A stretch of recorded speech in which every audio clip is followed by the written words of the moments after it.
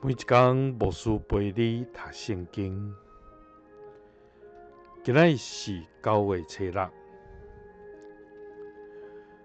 圣经记载伫哥林多前书3章第10节到15节。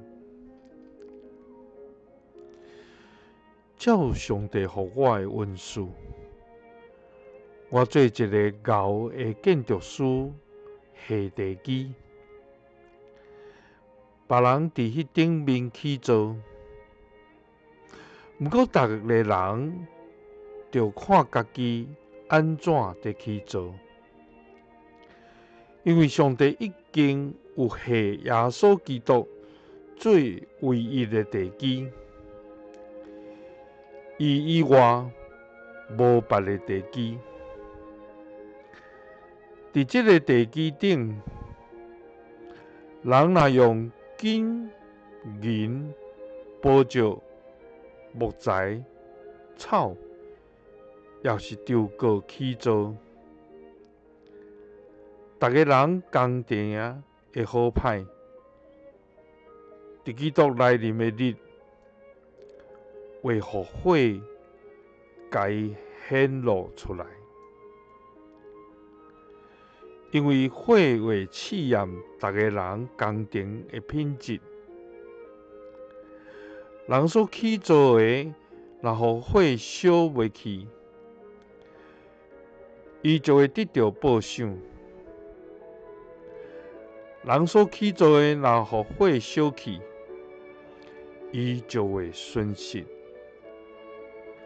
不过伊本身会得到救，亲像对火中夺命走出来。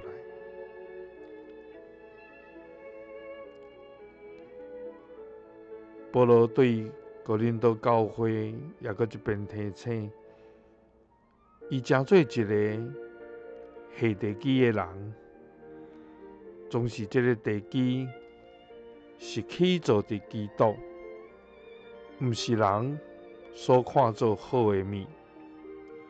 因为人若起造伫家己所意爱的做地基，最后会互火烧来露现出来伊的结局。总是咱的地基若起造伫基督，就火无法度甲咱损害。所以咱爱去思考，咱是毋是亲像起厝的师傅来起造咱的信仰，用功夫来落地基，就是伫基督的内面来得到起造也无。愿主帮助咱，互咱每一天甲主结连，互伊成做咱的坚固照伴。